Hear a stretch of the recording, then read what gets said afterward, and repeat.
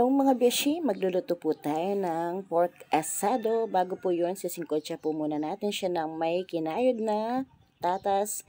Mayroon pong slice na red bell pepper. Mayroon po tayong asin, may calamansi juice, yung pong binuhos natin. Mayroon po tayong kinayod na cheese mga idol. Ayan o mga beshi. Tapos may kinayod din po tayo ng carrots. Ayan.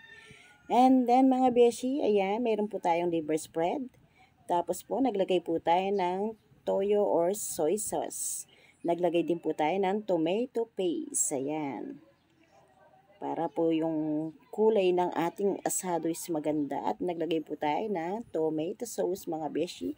Pero dahil wala po tayong tomato sauce, ang ginamit po pala natin dyan ay spaghetti sauce mga beshi. Pwede naman po siyang gamitin yung spaghetti sauce pagka wala tayong available na tomato sauce. And then ayan po, minamekos-mekos ko lang po siya para kumapit po yung mga pinaglalagay kong sangkap ng ating pangsingkotse sa ating pork asadong Kapampangan mga beshi. Ayan. Mekos-mekos lang po natin siya para po kumapit. And then, ayan, na mekos-mekos na po siya. Isi-set aside po muna natin siya ng 1 hour bago po natin siya pakukuluan. And then, ayan, going na po tayo sa pagpapakulo. Dahil po, kumapit na po yung mga pinaglalagay nating sangkap, mga beshi. Ayan.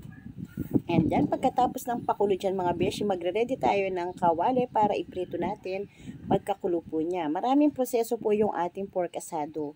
Ayan, dadaan pa po siya ng prito para lalong masarap mga beshi. Ayan, and then tatakpan natin kasi baka matalamsikan tayo ng mantika. Tapos ayan mga beshi, yung pinagkuluan natin, set aside po natin yun. Yun po yung gagamitin natin pan-sauce sa ating pork asado.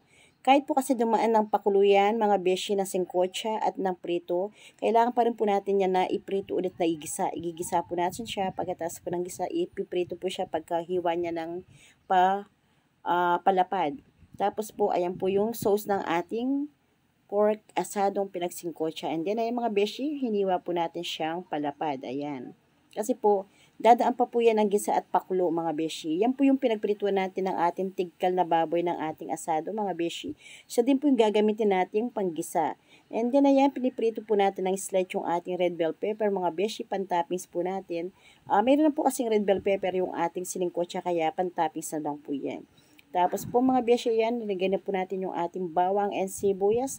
Tapos mekos-mekos lang po siya mga beshi. And then nilagay na po natin yung ating pinritong slight na tigkal ng baboy, yung pong napakulong na singkotsa yan. And then ayan po mga beshi, nakahiwa na po siya ng palapad mga beshi. Yan po yung palatandaan ng pork asado, yung palapad na hiwa mga beshi. And then mga beshi, ayan, mekos-mekos lang po natin siya ng gusto para po bago natin lagay yung ating pinagkuluan na sauce is naprito po siya ng bahagya or nagisa para hindi po malansa yung ating pork asado mga beshi. Ayan. Dadaan muna siya ng prito ng konti pagkatapos natin ginisa yung bawang and sibuyas. Tapos yan, lalagay na natin yung nahiwa nating palapad mga beshi. Ayan. And then mga beshi, yan po, malapit na po natin ready yung kanyang sauce na pinagkuluan. Ayan, nilagay na po natin, binuhos na natin. Hindi na po natin napakitang binuhas mga beshi ko yung pinagkuluan ng ating sauce ng ating pork asado. And then ayan mga beshi, dahil kumulong-kumulo na po siya, ayan, naka-ready na po yung ating masarap na pork asadong singkotsa Kapampangan with toppings na red bell pepper mga beshi. Pure baboy po yan mga beshi. Wala po kayong makikita maraming patatas dyan. Pure pork po yan. Para sulit na sulit po yung binabayad ninyo sa amin. Pure pork po siya. Hindi po tayo naglalagay ng patatas. Naglalagay lang po tayo ng patatas sa pampalapot yung kinayod na pangsingkotsa. Pero po, pag binuksan ninyo yung order ninyong nakatab or nakatray, makikita nyo po yan. Toppings lang po niya is red bell pepper. Pure pork po siya. Wala po siyang nakahalong patatas sa gitna ng ating karne, mga beshi ko. At saka dumadaan po tayo ng kilo, lalo na sa ating mga tab. More than half kilo po yan, mga beshi. Mostly po 600 grams or higit pa po sa 600 grams yung ating pork asado, mga beshi. Para sulit na sulit po yung pagbayad ninyo sa amin na talaga pong pork po yan at saka lampas po siya sa 500 grams. Talaga po yung sa ating pork asado dapat 500 grams lang po pero ginagawa po namin is 600 grams po.